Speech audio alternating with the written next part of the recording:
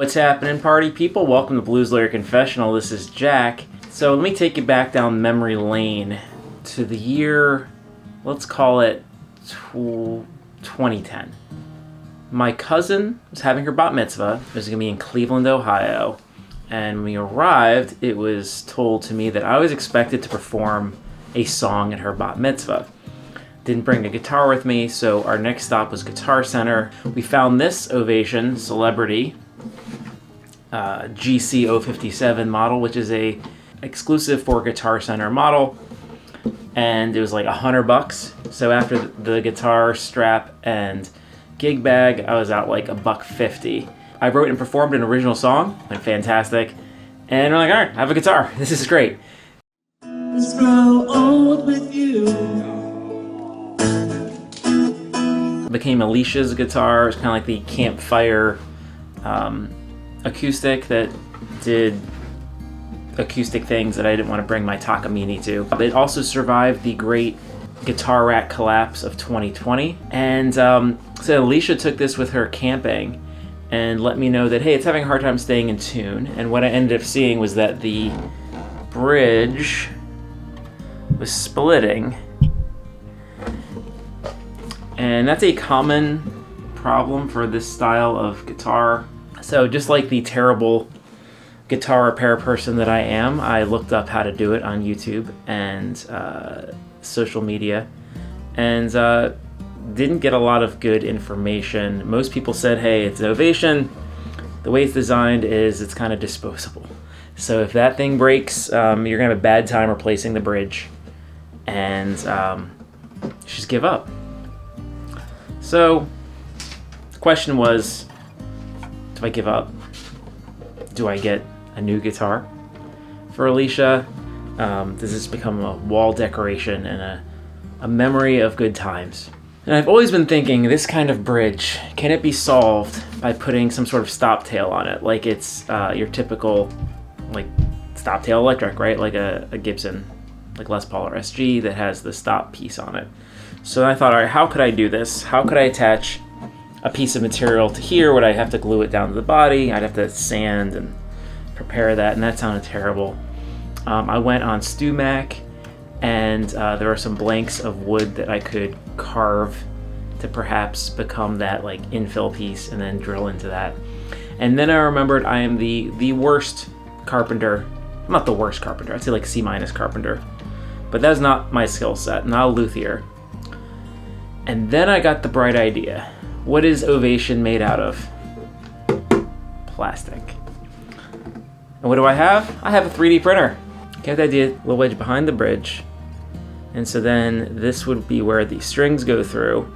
It would infill the gap. It would relieve the pressure by putting off to the sides and on top. And perhaps it would work. So we're gonna find out. We're gonna fly through Tinkercad and see if that is something I can figure out how to use. We'll do a couple prototypes. And the worst thing that happens is I spend maybe an hour printing these things and it doesn't work, right? So we'll see. Come along for the journey. All right, so Tinkercad is an Autodesk product. You can open it with a free account, and it allows you to draw three-dimensional shapes that you can then print, which is really helpful. I don't have any real experience in CAD necessarily, so I started with the imaginary plug shape that I had imagined. Created a ridge top so that would fit in the normal groove that the existing busted bridge had, and then I used cones to place where my dreams of strings would be.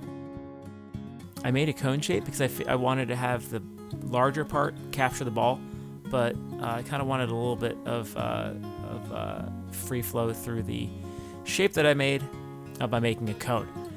Quickly abandoned that idea and created cylinders to ensure that the strings would pass through unobstructed.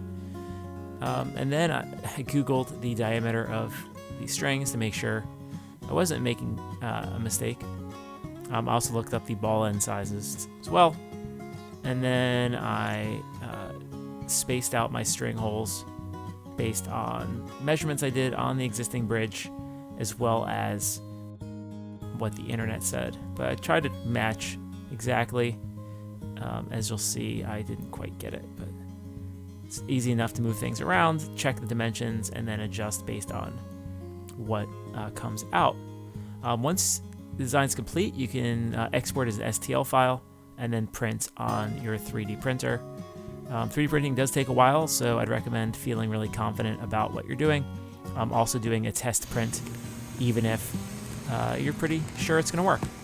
And this first print I did, it was simple design, so it took about 20 minutes, and then I chopped the strings off and thought I would go to test it out. The reason for doing this activity was because the ball ends were stuck inside the bridge, and I had a really hard time getting these things out. And then I tested my new design with the strings I had just to make sure they go through. So it was off to a good start, other than getting these strings out.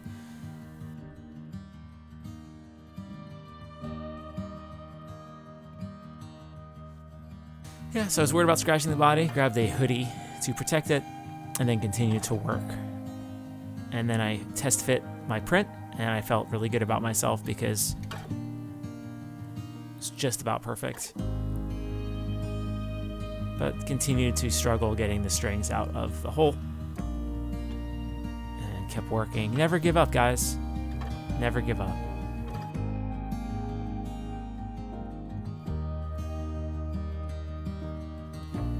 So I went back to Tinkercad, and I thought about adding empty void balls at the bottom to receive the ball ends of the string. I abandoned that because I just didn't feel confident that this was going to leave me enough printed material to be as rigid as I was expecting it to be. One of the main reasons of not using plastic for any of this activity would be that the flexibility of the plastic would not give you tuning stability. I was pretty confident with the section that I had and the ridge on top that this was not going to flex any more than would be expected. And so went back to print again after making my holes bigger. And then I went back to test again. So still working on that one string. There we go. We did it. Test fit. It feels really good. Look at that thing. It's like it was made to be there, Checking the strings to make sure that everything flows nicely before I start to string this up. And then here's everyone's favorite activity. It's restringing guitar. Everyone loves doing this. It's why we change strings on our guitars so often, because it's just the most fun activity. I used a little file there to just clean out any plastic burrs that might have been in the printed Ovation Saver. We'll work on the branding, don't worry. So once I felt really good about getting this together here, it's time to just super verify everything lined up the way I wanted it. Mark the lines. And see that everything is good. Fresh set of strings. Just double checking where things go.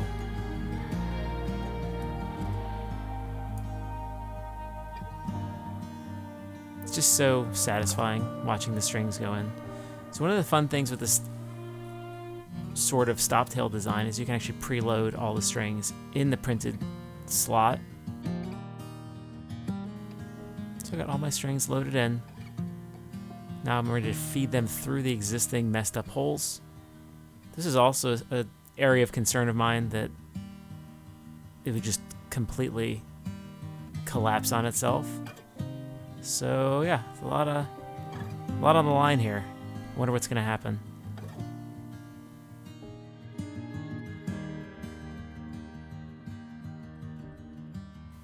Stringing everything up, making sure, give myself a chance. I mean, no matter what's going on with your bridge and your guitar, there's always gonna be a little bit of settling that happens when you do a restring. Things are going to shift. There's wood. In this case, there's wood and plastic, and more wood and more plastic. I always made sure that my device is entered in the ridge as expected, and I was trying to balance the tension on the different strings, so that way, as it everything would move together. And I thought that would be the best way to ensure that this doesn't go terribly wrong. And just about ready to see how it sounds. Let's check it out.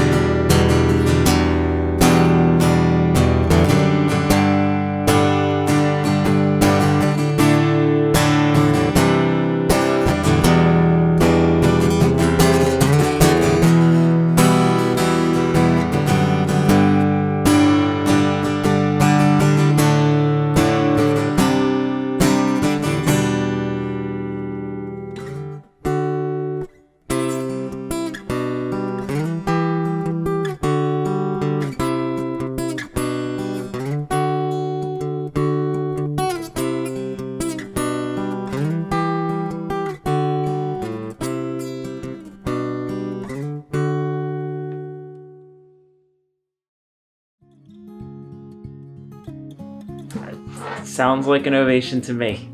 So I think the little Ovation Saver worked. If you like it, leave a like.